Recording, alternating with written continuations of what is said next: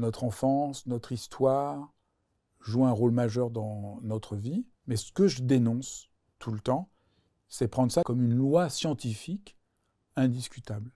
On peut transformer notre rapport à notre passé. On n'est pas enfermé dans son passé, on est conditionné par son passé. Si, quand j'étais enfant, on m'a appris à ne pas exprimer mes émotions, ben, c'est une habitude que j'ai prise. Mais croire que c'est définitif, que c'est une sorte de causalité mécanique, voilà qui est faux. Pour beaucoup de gens, on ne peut surmonter notre passé qu'à condition que la souffrance que nous avons vécue soit reconnue. Et souvent, on a besoin d'un tiers. C'est pas assez dit, c'est fondamental. J'ai demandé à Fabrice.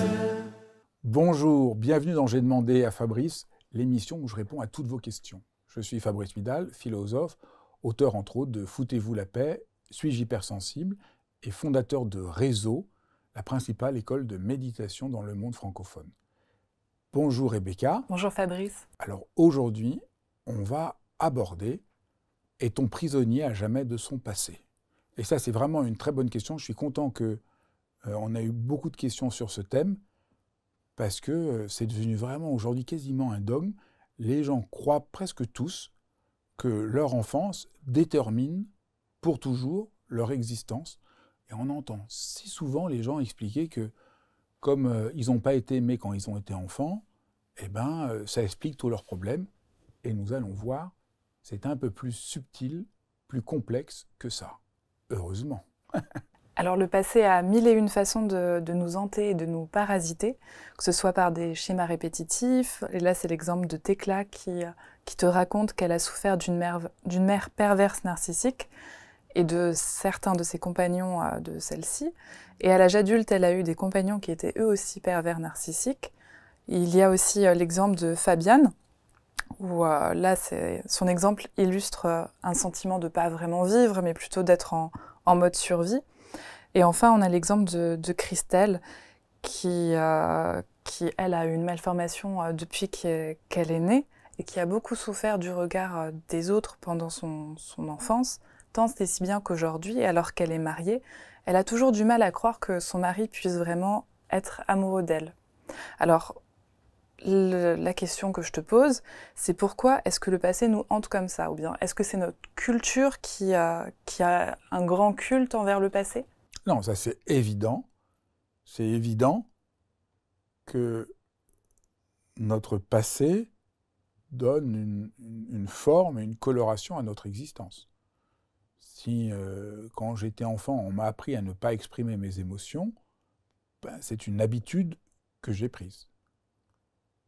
Mais croire que c'est définitif, que c'est une sorte de causalité mécanique, voilà qui est faux. Hein. Donc, tu as absolument raison. Tout le monde sent bien que notre enfance, notre histoire joue un rôle majeur dans notre vie. Ça, c'est évident. Mais ce que je dénonce tout le temps, c'est prendre ça comme une sorte de loi, comme la loi de la gravitation universelle, comme une loi scientifique indiscutable.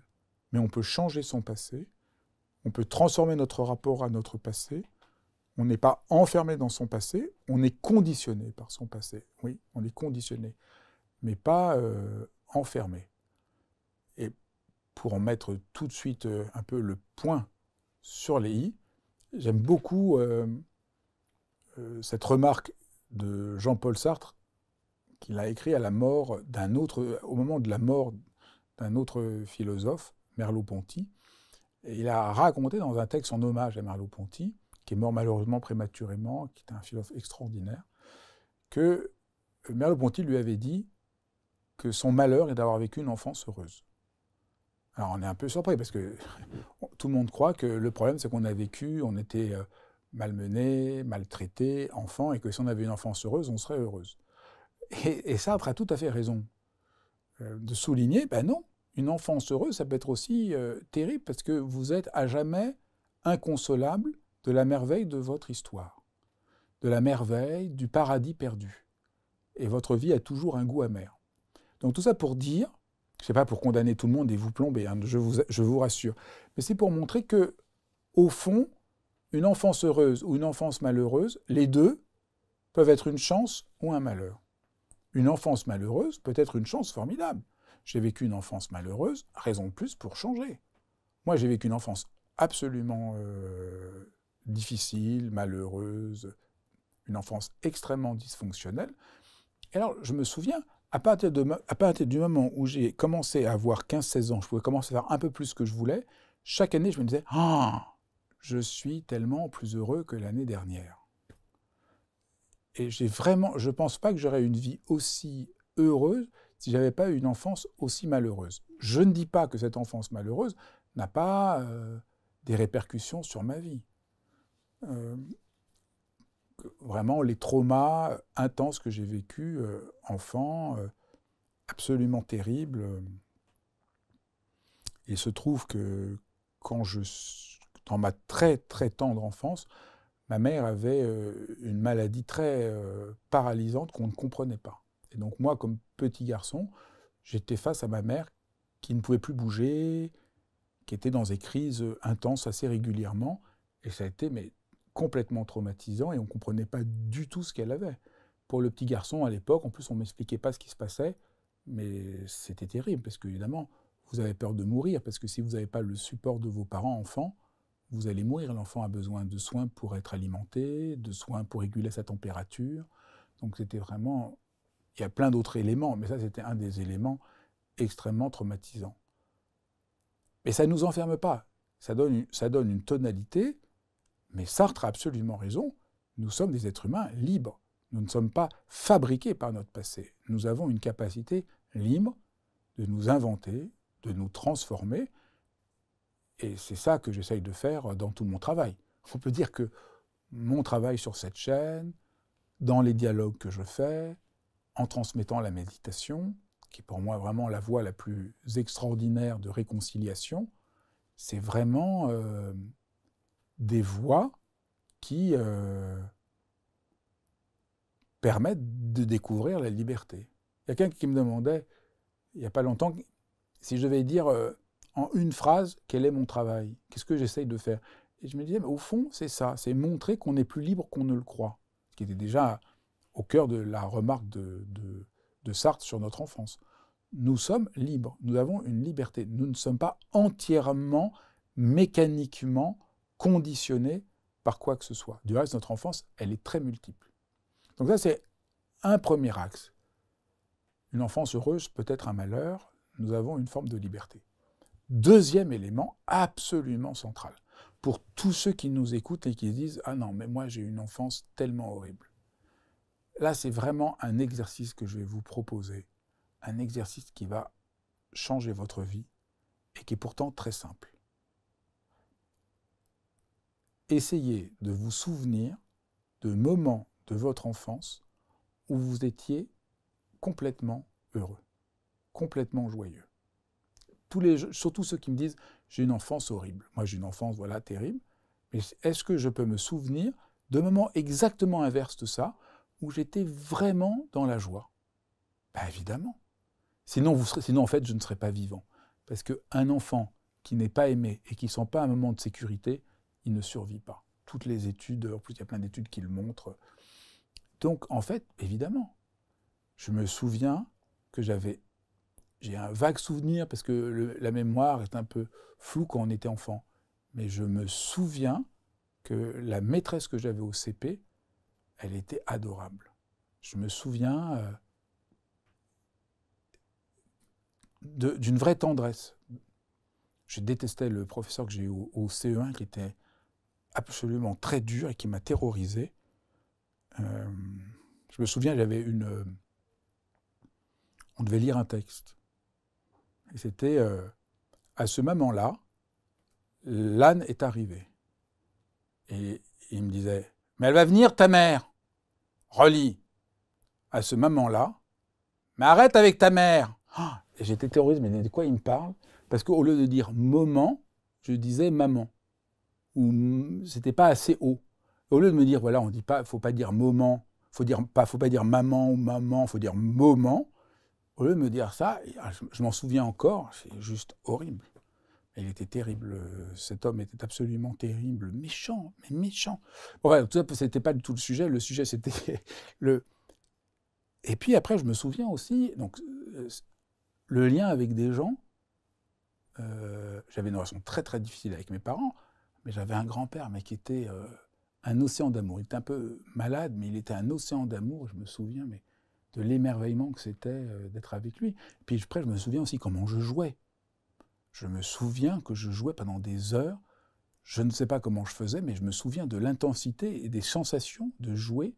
Je me souviens, mes parents partaient le soir, j'étais dans ma chambre et je jouais, et j'entendais la serrure, je me mettais dans mon lit en vitesse parce qu'il fallait que je sois couché, et c'était peut-être 2 ou 3 heures qui s'étaient passées, et j'étais rentré dans un monde imaginaire, et j'étais mais juste heureux. Donc c'est très important de se souvenir, de sortir de la manière dont on plaque sur notre histoire cette sorte de lecture un peu dogmatique. Nous sommes dogmatiques sans nous en rendre compte. Mon enfance était malheureuse. Mes parents ne m'ont pas reconnu. Voilà. La jeune fille, j'avais une déformation, j'étais rejeté. Est-ce que dans tous les cas, elle a toujours été rejetée pour sa déformation? Est-ce qu'il n'y a pas des moments où ça a suscité de la tendresse, de l'affection, de la complicité avec un être ou un animal? Et donc, sortir de ce dogmatisme, c'est extrêmement important. Et alors, qu'est-ce que ça fait, ça, justement, de sortir du dogmatisme, de cette C'est idée-là, moins lourd. ça? Si vous dites toute mon enfance, tout le temps, on m'a rejeté parce que j'avais une malformation, c'est une condamnation que vous vous mettez. Comment voulez-vous en sortir? C'est pas votre passé qui vous enferme. C'est la conception que vous avez sur votre passé dans le présent qui vous enferme. Donc là, c'est sortir du film d'horreur de j'ai pas été aimé, mon C'est très passé bien. a été... Je n'avais pas pensé à ça, mais c'est très bien. Bon, d'abord, après, je reviens tout de suite. D'abord, c'est un enfermement général. Ça a toujours été comme ça. Ça n'a jamais été comme ça. Ça n'a pas tout le temps été comme ça, parce que la vie est extrêmement riche. Et là où tu as complètement raison, bravo, bravo, Rebecca, c'est tout à fait juste. C'est que nous sommes en train de rejouer le cauchemar. Je suis en train de me dire, j'ai été maltraité, et je revis la maltraitance là maintenant, et je rejoue en permanence mon cauchemar, inlassablement. Alors moi, je peux rejouer inlassablement la souffrance de ma mère, le vertige que c'était et l'angoisse. Et là, je peux la revivre, et la revivre, et la revivre, mais plus je vais la revivre, pire ça va aller. Ça ne va pas du tout m'aider à aller mieux. Donc c'est juste, oui, nous faisons énormément de mal par cela. Donc vraiment, là, je pense qu'on a donné 2 éléments décisif pour sortir de ce passé. Figer le passé comme unilatéral, alors qu'il est multiple, divers, ça c'est vraiment terrible, et croire que nous avons un rapport figé à notre passé, qu'une enfance malheureuse égale une vie malheureuse, en oubliant complètement la dimension de liberté que nous avons, et qui demande, par contre, un travail. Ouais. Être un être humain, ça demande un peu de travail. Et en parlant de donc, cette dimension de liberté, moi je voulais qu'on s'attarde un petit peu plus sur la question de se libérer de son passé et de voir qu'est-ce que ça signifie vraiment. Parce qu'à la lecture des différents témoignages, on voit que c'est pas forcément, on n'a pas forcément la même définition. Par exemple, pour Audrey, se libérer de son passé, c'est quand il est possible de regarder avec distance certains éléments douloureux, quand une autre personne dit que c'est comme si ces événements douloureux étaient arrivés dans une autre vie, ou encore une autre personne dit que pendant longtemps je me suis pensée victime de ma vie, et ne plus être victime mais responsable change tout. Donc c'est vraiment la responsabilité, se sentir responsable de sa vie, qui fait qu'on se sent libéré de son passé. Alors ça, c'est très juste. Moi, je pense que tout ça dit la même chose. Mon passé, c'est comme ce livre. J'ai un livre là, ça c'est mon histoire. Pour être libre de mon passé, ce livre-là, il est posé là. Il est là, c'est mon histoire. Mais il est posé là. Ça ne détermine plus toute ma vie. Je ne m'identifie plus. J'ai mon livre rangé. Voilà, il est là. Peut-être là, il prend trop de place. On va juste le ranger dans la bibliothèque avec les autres livres. Et voilà. C'est là. Et ça ne devient plus mon identité absolue. Et c'est tout ça que les gens racontent. Et c'est très important. C'est-à-dire sortir, ce que j'appelais au début de notre entretien, sortir de l'illusion d'un déterminisme mécanique. Et alors justement, comment est-ce que tu articules le fait qu'il y a un déterminisme quand même, parce que tu l'as dit qu'il est quand même présent, et le fait qu'on puisse se libérer de son passé? Il y a un conditionnement et pas un déterminisme. Je ne suis pas une machine. Et ce qui m'a fait être là ce que je suis aujourd'hui, c'est des millions de facteurs. Quand je dis que je suis prisonnier de mon passé, j'invente une histoire extrêmement étroite. J'enlève 980, j'enlève des centaines de milliers de situations pour en garder qu'une, ce que je raconte. Ma mère allait très mal, ça a été traumatisant, ma vie s'explique comme ça. Et j'oublie mon grand-père, et j'oublie l'institutrice, et j'oublie mon cousin avec qui je jouais, et j'oublie comment je jouais, et j'oublie, et j'oublie, et j'oublie. Et donc, c'est une reconstruction. Ce que nous disons de notre histoire est toujours une reconstruction. C'est la fameuse phrase « la carte n'est pas le territoire ». Donc la carte que j'explique de mon histoire n'est qu'une petite image d'une réalité infiniment plus complexe. Alors je voulais qu'on parle plus concrètement du comment faire pour se libérer son passé, et pour ça je vais te lire ce témoignage. Mon passé a bien évidemment été chaotique, des parents qui ne s'aimaient pas, des cris, de la violence, un abandon par la mère qui s'en est suivi par le décès brutal du père. Aujourd'hui, je n'en veux à personne. Mon empathie que j'ai développée au fil des années, surtout en devenant maman, m'a permis de les comprendre. Je me dis même qu'à leur place, je ne sais pas comment j'aurais agi, mais ce qui est sûr, c'est que je ne serais pas la même personne aimante que je suis si je n'avais pas ce passé. Et on ne parle pas de vie de couple. Accepter puis pardonner ont été les clés pour me sentir en phase avec ce passé. Pour rien au monde, je ne changerais cette vie, même si elle fut et est encore douloureuse aujourd'hui. C'est le chemin que j'ai choisi. Est-ce que comprendre, accepter et pardonner, c'est un peu la Sainte Trinité pour se libérer de son passé? Ce qui est très fort dans le témoignage, c'est qu'on voit ce que j'ai essayé d'expliquer. Au lieu d'être enfermée dans son histoire, elle en fait une expérience de liberté. J'ai souffert, à partir de là, je vais apprendre à aimer. Donc, c'est pas j'ai souffert, donc je vais souffrir, donc je vais faire souffrir. Non, j'ai souffert, je vais apprendre à aimer. Donc, je vais apprendre à être libre. Donc, je ne vais pas être entièrement déterminé par ce que je vis. Mais je ne peux pas faire une page blanche. Mon histoire teinte ma vie. C'est ce que je disais. C'est pas mécanique, c'est pas parce que j'ai vécu telle chose que je vais vivre telle chose, mais ça conditionne. Donc, ce que j'ai vécu m'a rendu vulnérable. Donc là, je dirais l'élément central du témoignage, qu'on peut généraliser à tous ceux qui nous écoutent, c'est que le passage passe par la reconnaissance d'une forme de vulnérabilité. Donc arrêtez d'en vouloir aux autres, arrêtez de me plaindre, c'est libérateur, je reprends le pouvoir, je reprends de la responsabilité, j'accepte que j'ai été blessé, mais pas comme une identité, avec tendresse. Je crois que ça, c'est vraiment central. Je suis touché, j'ai été blessé par mon histoire, mais je peux le transformer. Donc ça me semble le socle. Après, tu as raison de souligner que le mouvement central, c'est d'abord la compréhension. Je crois que le moment fort du témoignage, je comprends que mes parents ne pouvaient pas faire autrement.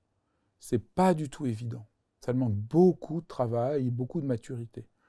J'ai mis beaucoup de temps. Pendant très longtemps, je ne me suis pas souvenu que ma mère était très malade. Je sentais une sorte de détresse. Quand je me souvenais d'épisodes plus tard, des difficultés que j'ai eues avec ma mère. J'ai mis beaucoup de temps à comprendre que la racine du problème était là.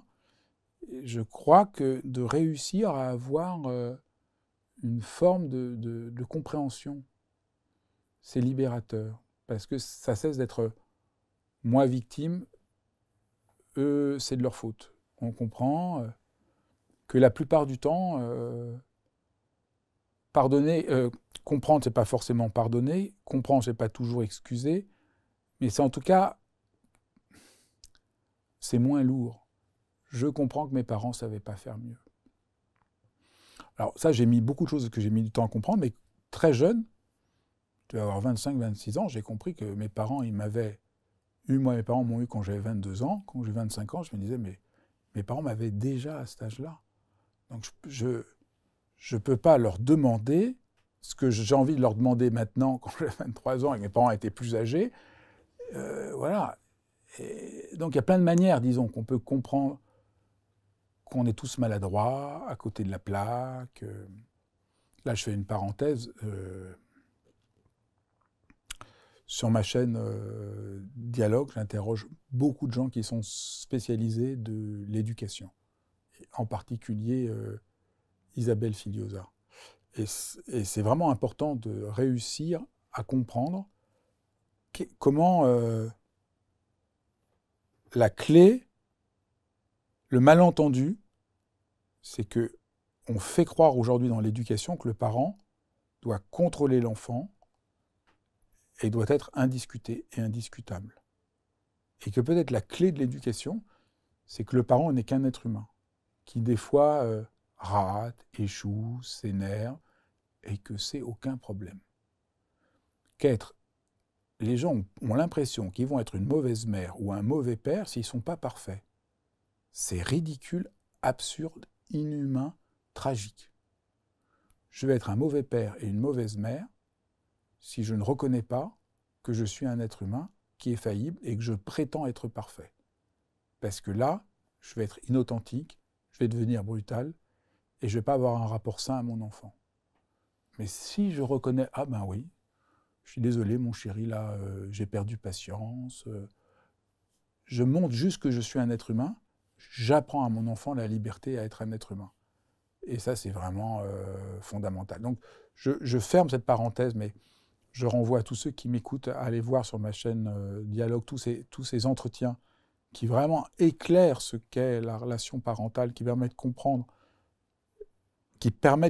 justement nos parents. Quand on comprend ce que c'est l'éducation, on comprend pourquoi la plupart des parents ont été maladroits et n'ont pas pu reconnaître qu'ils étaient maladroits. Parce que je pense que pour la plupart d'entre nous, la pire souffrance que nous avons vécue quand on était enfant, évidemment, il y a des trucs extrêmes, mais pour tous les cas pas si extrêmes que ça, peut-être que le problème majeur, c'est qu'on n'a pas appris à nos parents qui pouvaient juste dire « je ne suis pas parfait, je fais comme je peux ».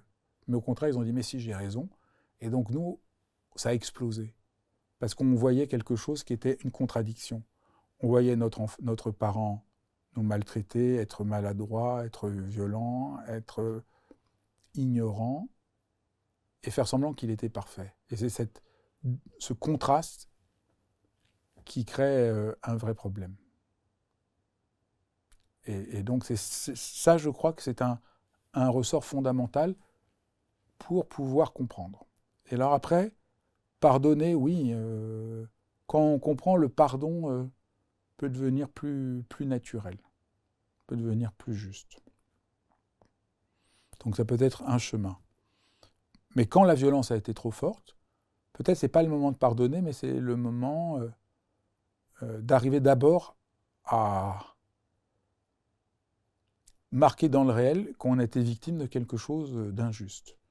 Donc je suis pour ma part je prône moins le pardon que la plupart de mes contemporains. C'est un peu partout, tout le monde dit qu'il faut pardonner. Moi, je pense qu'avant de pardonner, il faut peut-être déjà, si j'étais abusé, porter plainte.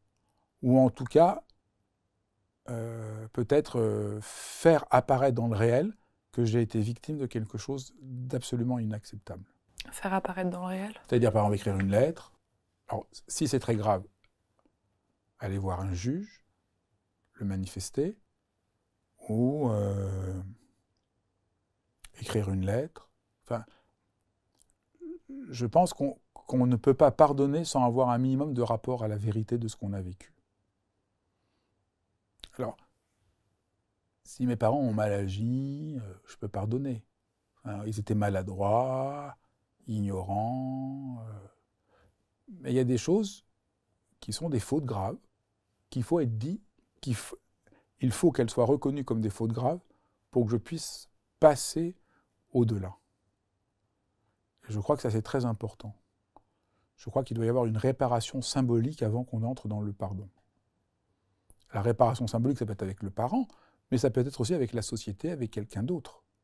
On peut aussi, si c'est impossible, parler à quelques amis proches et leur demander de nous écouter et qu'on porte plainte, symboliquement. Voilà, il faut que je vous dise, voilà ce que j'ai vécu, qu'on le formule et peut-être trouver un rite qui permet que soit reconnu que le réel a été abîmé. On ne peut pas juste en rester à un pardon un peu... Voilà, il faut que quelque chose dans le réel se manifeste. Donc ça peut prendre plein de formes. Écrire une lettre...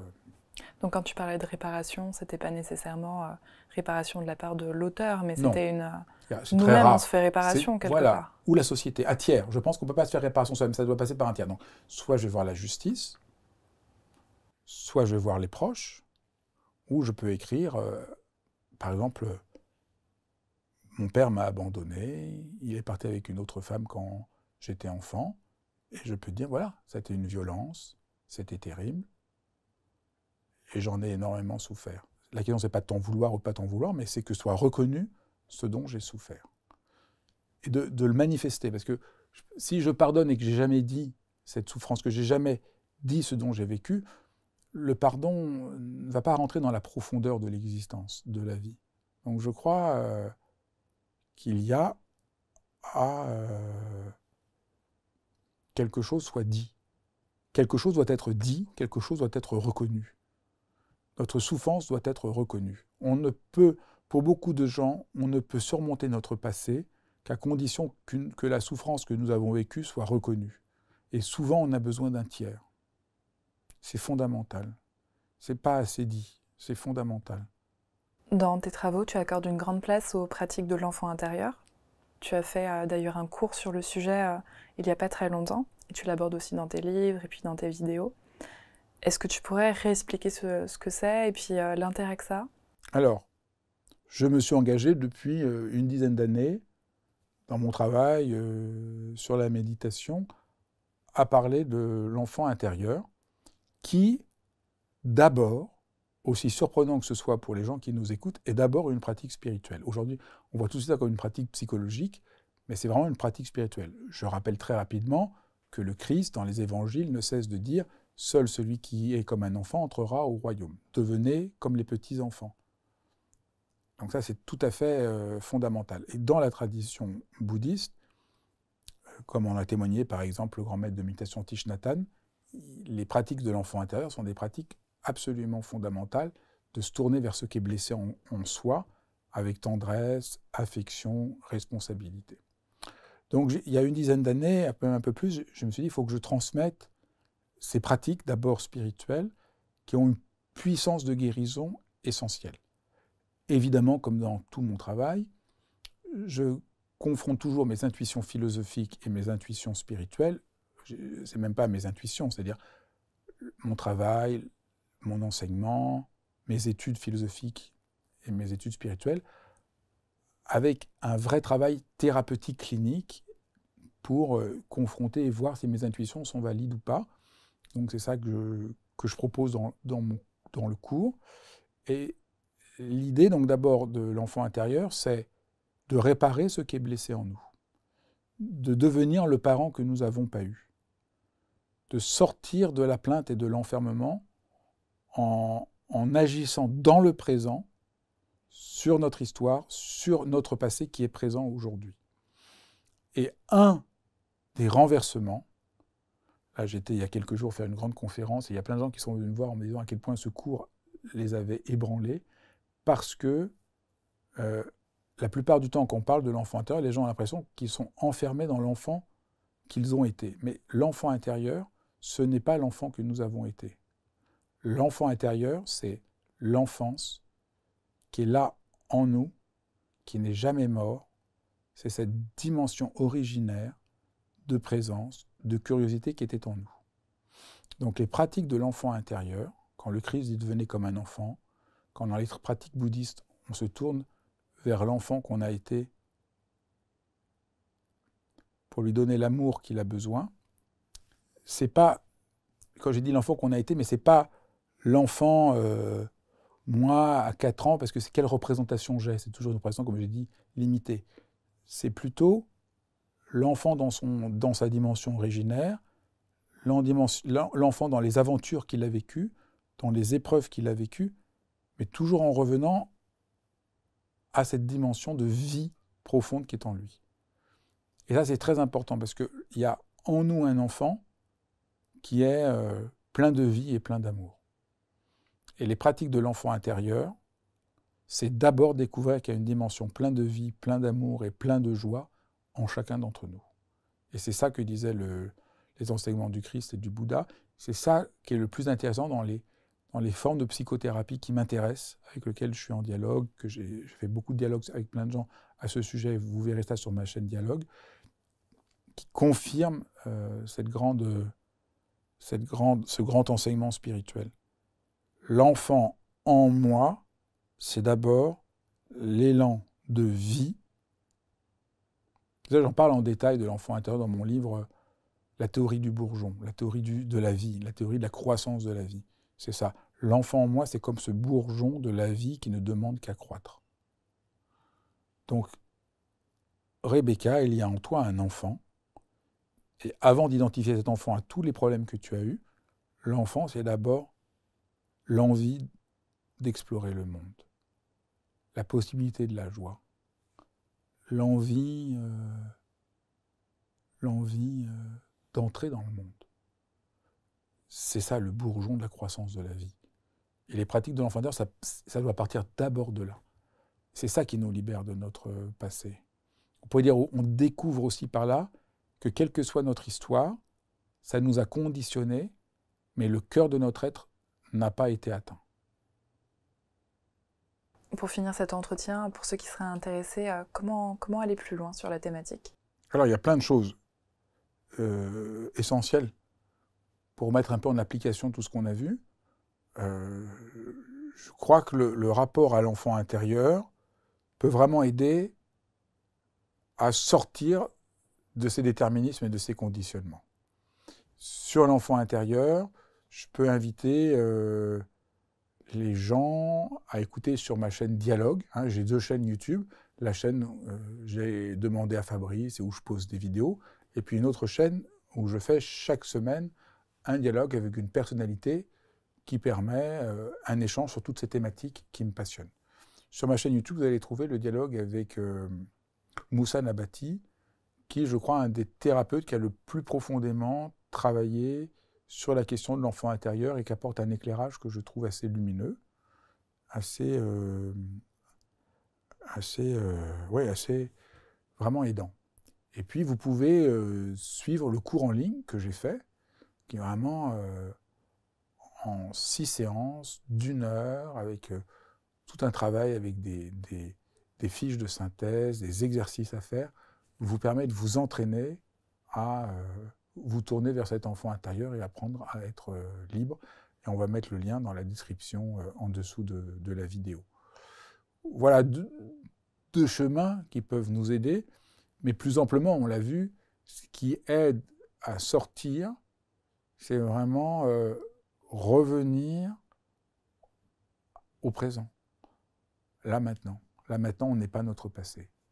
Il nous influence, mais là, je ne suis pas que mon passé.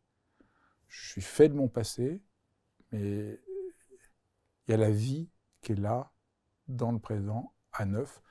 Et là, vraiment, j'encourage les gens à lire mon livre « La théorie du bourgeon », où c'est là où j'aborde la question de l'enfant intérieur, et je montre comment revenir à la vie dans son jaillissement continu.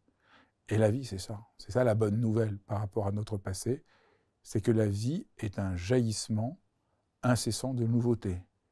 Et donc, il y a toujours du nouveau. Je ne suis jamais enfermé. Le propre de la vie, c'est de surgir. C'est l'expérience qu'on fait chaque fois qu'on se promène dehors. En hiver, les arbres certains des arbres ont l'air complètement morts, et puis le printemps arrive, les bourgeons éclosent, et puis il y a des fleurs, et puis il y a des fruits, il y a le cycle de la vie. Et je crois que c'est très important de comprendre ça. Évidemment, le boulot, il est déterminé par le fait qu'il a un boulot. Mais sa manière de grandir, de croître, dépend de ce qui se passe à chaque moment.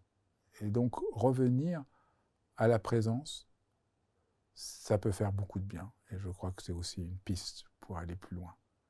Merci beaucoup Rebecca, merci à vous d'avoir suivi cet épisode de J'ai demandé à Fabrice.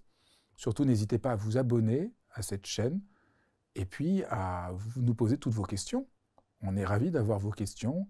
Ça nous permettra de faire les prochains J'ai demandé à Fabrice et de continuer à explorer tout ce qu'il faut savoir pour être un être humain plus accompli et plus heureux.